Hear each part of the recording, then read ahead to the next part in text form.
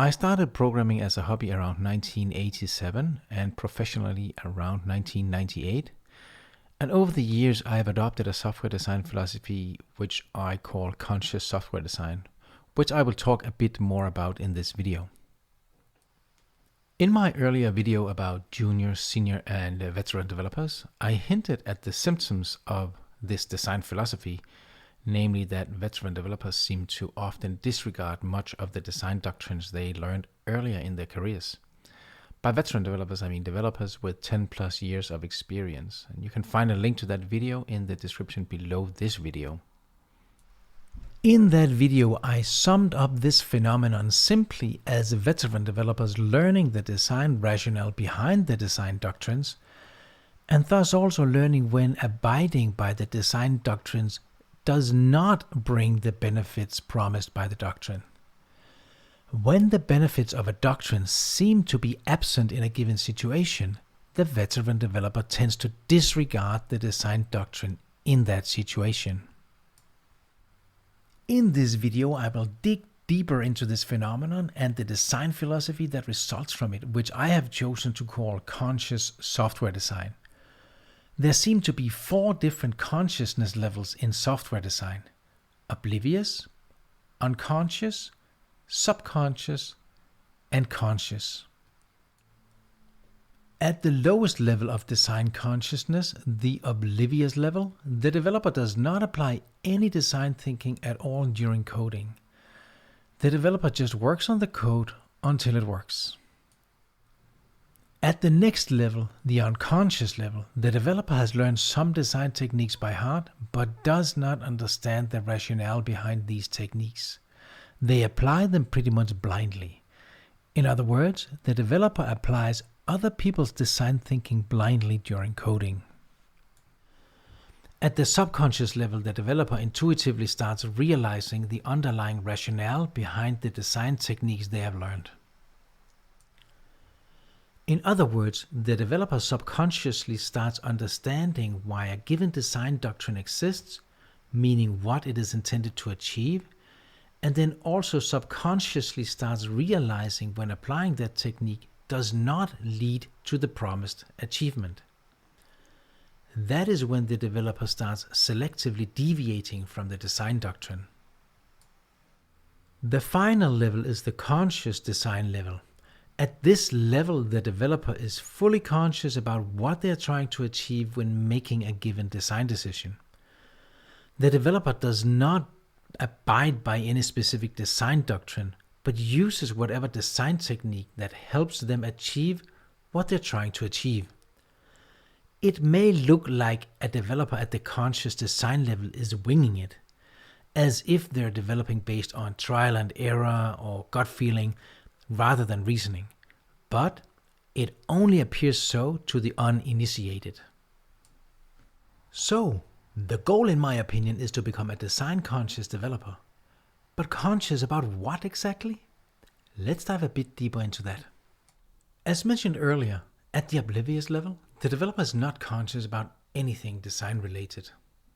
At the unconscious level, the developer is told that applying a certain design technique will help achieve a certain design goal. For instance, that applying design technique A will help achieve design goal X. At the subconscious level, the developer intuitively starts realizing that sometimes applying a given design technique does not always help them achieve a certain design goal. They also start realizing that a given design goal may not always be relevant in all contexts. These realizations usually come from having applied that particular design technique or pursued that specific design goal in many different situations and experienced a variety of results. At the conscious level, the developer is fully aware that applying a given design technique may lead to achieving the given design goal, meaning the desired benefit. But it could also lead to not achieving the design goal. And in some cases, even the opposite could be achieved. Additionally, applying a given design technique often has a set of side effects that need to be taken into consideration too. The developer is also fully aware that the main differentiator between whether a given design technique brings the expected benefits or not, and whether the benefits are worth the side effects or not, depends on the context in which that design technique is used. The developer is also fully aware that there may exist other design techniques which may help achieve the same or partially the same or similar benefits in that given context. Finally, the developer is conscious about the fact that every single design decision constitutes a trade-off between the benefits plus side effects of decision A and the benefits plus side effects of decision B, or whatever other decisions are involved in the trade-off. In other words, there isn't always one obvious best design choice. You have to weigh the pros and cons of the different design options available and make a trade-off that you feel makes sense. In fact, all choices in life are trade-offs, but let's stick with software design for now. Let me just do a short intermediate summary of what we have discussed so far before moving on. At the conscious design level, the developer should have a good understanding of the design goals they're trying to meet, and a good understanding of the technologies they have chosen to use, and a good understanding of the context of the endeavor, the project context, in other words. The developer should also understand and be conscious of that it is more important to find a good solution for the given problem than to simply follow some design doctrine blindly. And finally, the developer should be aware that all design decisions are trade-offs. This can be summed up into 3 principles: the principles of understanding, pragmatism, and trade-offs. By understanding, I mean a deep understanding of the design goals, the technologies chosen, and the project context. By pragmatism, I mean a focus on solving real-world problems rather than following doctrine or dogma. And by trade-offs, I mean analyzing the design options that you have available and making an informed choice between these options. Now, let's take a closer look at design goals and design techniques. I have split design goals into primary goals and derived goals, and the derived goals are derived from the primary goals. The primary software design goals are typically similar across many different projects, and these are goals such as customer value, meaning meeting the requirement specification, right? So creating value for the user, the customer of the software.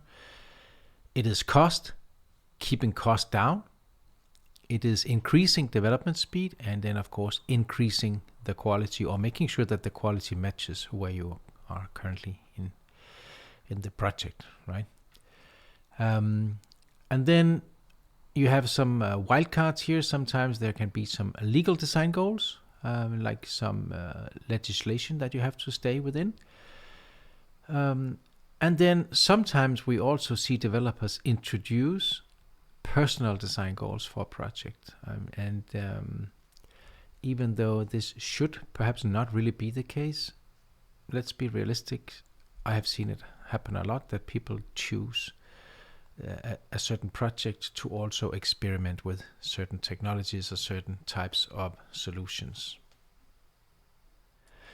The derived design goals are typically goals that are derived from the primary design goals here. And for instance, when it comes to generating customer value or end user value, we're talking about derived design goals such as whatever goes into the functional requirements, meaning the requirement specification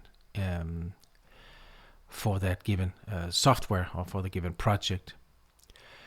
Another quality aspects such as usability is also very much tied to bringing customer value. It's derived from bringing customer value. So the more usable, the easier the software is to use, the higher value the customer will get from it, or the user will get from it.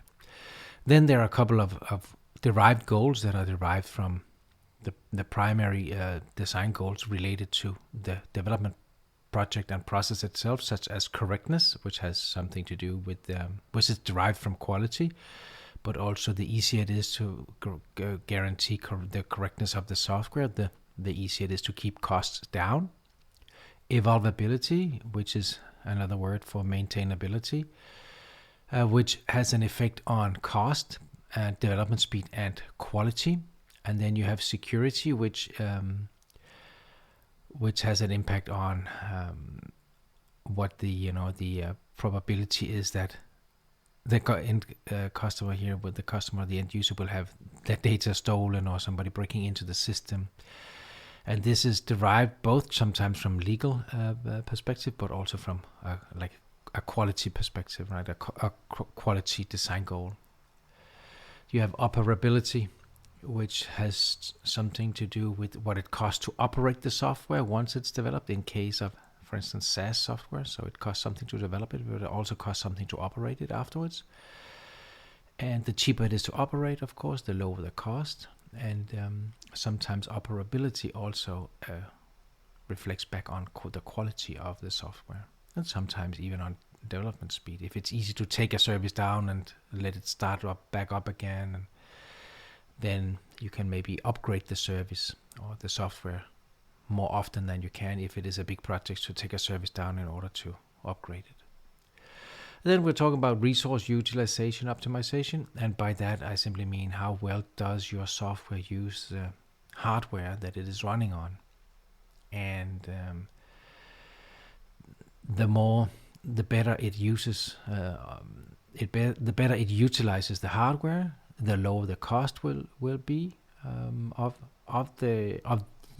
running the software, not of developing it, because sometimes it actually costs a lot of money to optimize the software, but it will be cheaper to run and operate, and you have to strike a good balance there. And it might also have an impact on how fast your tests run. So during development, you can keep development speed lower. If, for instance, the software performs really well, then the test can run faster, you can test more often, and so on and so forth.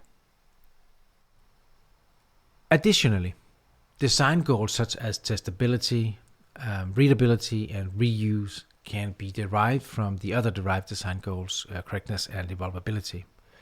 So we want to increase testability because that helps us increase correctness, which helps us keep cost down and quality high. And the same with readability, helps us increase evolvability, which helps us keep cost down and development speed high, and also quality up, right? Same with reuse. At the bottom, we have the design techniques and solutions. And the design techniques should help you achieve the design goals listed above and hopefully not have too many negative side effects. The design techniques listed here are some of the more commonly known design techniques, and I will not be going into too much detail with each of them here individually. You will have to find information about them in other videos. I just want to emphasize that using these techniques, such as design patterns or functional programming or object-oriented programming or whatever, is not the end goal itself. It's a mean to reach one of the design goals listed up here. So the goal is to achieve these design goals up here, and in the end implement the software and provide the functionality that the end user and the customer needs. It's not to write functional programming or like aspect-oriented programming code or whatever. Whenever these techniques help you achieve what you need to do, use them. And when they don't use them. And here I have just added a couple of lines to show that, for instance, the white line here shows that in a certain case, you might use a design pattern in order to increase the reuse in your code base, which then increases correctness, increases evolvability, which then increases development speed and decreases cost. At the same time, the design pattern might have some negative side effect here. Let's say that it actually ends up making your code a little bit slower, or maybe it makes it use a little bit more memory or whatever it is. And so it had maybe a negative side effect or a negative con, which then impacts the quality of your software.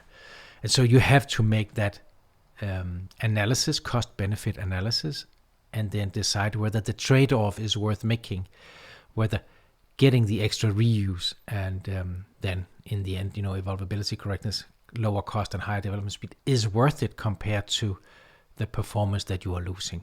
In many cases, that would be the case, but in a few corners of your software, it may not be the case. And you cannot just make a blanket statement or a blanket decision and say it's always a good idea to do it. You need to make that decision on a case-by-case basis.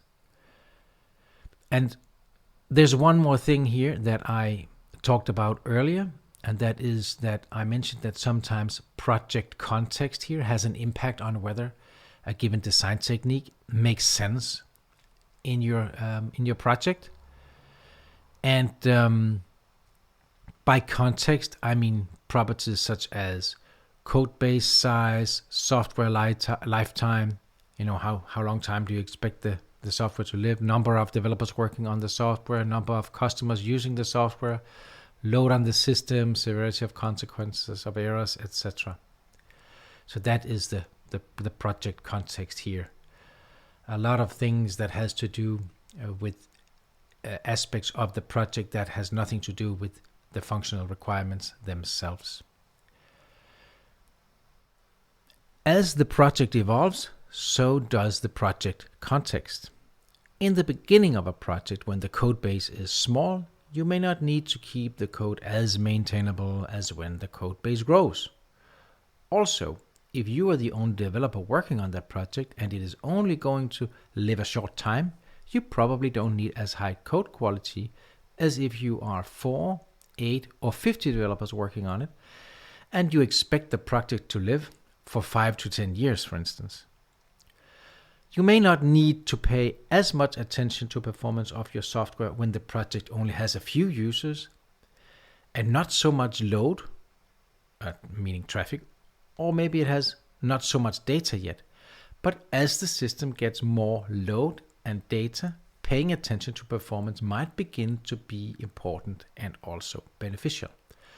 So, this is just another way of saying that you cannot just say whether you should use a given design technique or not across a project's lifetime. You need to also put into that calculation when in the lifetime you want to apply that technique. It may not make sense in the beginning of the project, but it may make a lot of sense later in the project. The classic example of this is, of course, the development of software for a startup. In the beginning, when the minimum viable product is being developed, time to market is the most important factor. So it's not so important whether the code is super high quality or whatever. The code base is still small, so you can always clean that up later, and it's not going to be a big cost. What is most important is getting the product out fast and also getting some potential customers to try out your product and see what they think about it. That is what matters most here. Quality is of less importance typically. But then at some point, the product maybe reaches product market fit. The code space grows, the number of developers grows, quality begins to matter all of a sudden. And also probably the data starts growing here as well, and traffic starts to grow. But it's still not so big that really matters. But hey, you're reaching a code base size where you need multiple developers to work on the same code, so you need to start thinking about the quality and the structure. And then at some point, your product may reach mature product status, and so the number of customers on the product grows, the size of your database, if there's a database, grows, and all of a sudden quality becomes very important, such as resilience and scalability and performance and correctness and all these things, because now maybe the customers are starting really to rely on your product. So if your product is down, they will lose a lot of money, or they could lose a lot of money. So all of a sudden quality starts to matter a lot. And so these trade-off analysis that you have to make, this cost-benefit analysis you have to make when you make a design trade-off, starts to tip in favor of more quality and less time to market, or less development speed. So it's just another way of showing or telling that when in your project you are making a design decision also matters. It's not just where in your code you're making it, but also when and what the context around the entire software is. It's not just the software itself. So let me just sum up what I've been talking about so far in this video, and I will try to sum up the difference between what I call unconscious development and conscious development. And by conscious, I actually mean both subconscious and conscious, because subconscious is typically just a preliminary stage before you start being conscious about what you're doing. And I also group oblivious and unconscious into the same unconscious group over here. So, what are the main differences?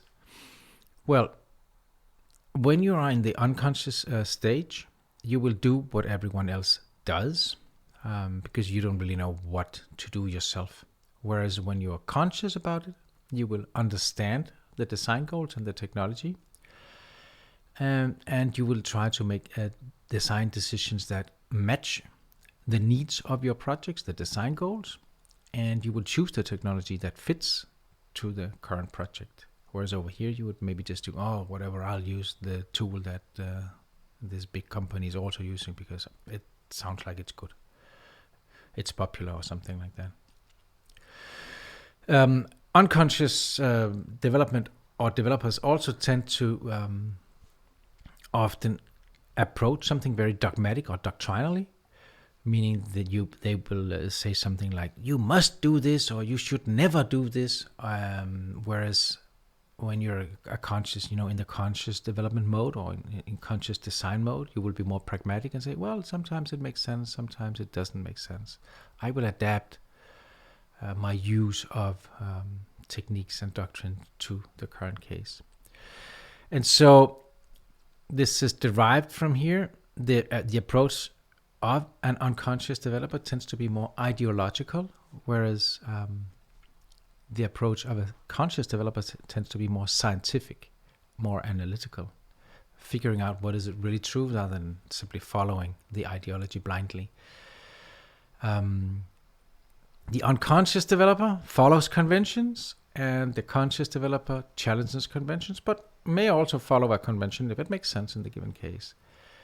Unconscious developers are thinking inside the box, whereas conscious developers tend to try to think outside the box. I mean, that it kind of follows from challenging conventions, right? And because of this, not really adapting the solution or the techniques used for an unconscious designer or developer, because they're not really doing that, just following the doctrines or the conventions, they tend to over or under engineer their software. Either it's using like too much of a technique or too little of a technique. And over here, the conscious developers, they tend to be like doing trade-off engineering. So they are trying to match the techniques that they're using with sensible trade-offs, and also taking into consideration when in the project they're making the decision and everything. The unconscious designer or developer will try to rely on best practice, whereas a conscious developer will rely on appropriate practice. Best practice tends to be one of these kind of like a one-size-fits-all kind of solution, whereas appropriate practice is a practice that is adapted to the very specific situation in which you are applying that practice. And this is what I mentioned earlier up here. You tend to, as an unconscious developer, you tend to think in you must always, you must never. Whereas the conscious developer, as always says, works from an assumption that there is no must. There are only trade-offs, right? We make a decision, and if it makes sense for us, we will do it. If it doesn't, we won't do it. But we will never just always or never do something. The unconscious developer tends to have a narrow focus approach, which means they focus on like one specific place in the code, or one specific framework, or one specific type of solution for the given problem that they want to use always. Whereas the conscious developer tends to have a more holistic approach and say, well, we might be able to do this, but we might also be able to do that. Let's maybe try to analyze which of these models works better for us, or which of these designs works better for us. And if you want to compare it to something else than programming, then the unconscious developer often tends to fall in the category of a single style artist. For instance, if it was a painter, they would be only impressionist or only cubist or whatever. Or if it was in martial arts, they would be only doing karate, or only doing taekwondo, or only doing jiu-jitsu. Whereas the conscious developer here will be using whatever style that is necessary to get the job done. So if it takes combining cubism with impressionism or whatever in a painting, they will do that. And if it means combining jiu-jitsu and Thai boxing or kickboxing for an MMA fight, they will do that.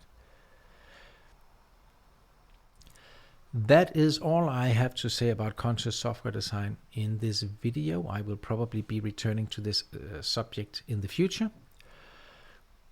Please remember to check out the description below the video for links to related videos and tutorials. And if you like this video, please hit the like button. And if you want to see more videos like this, please subscribe to my channel.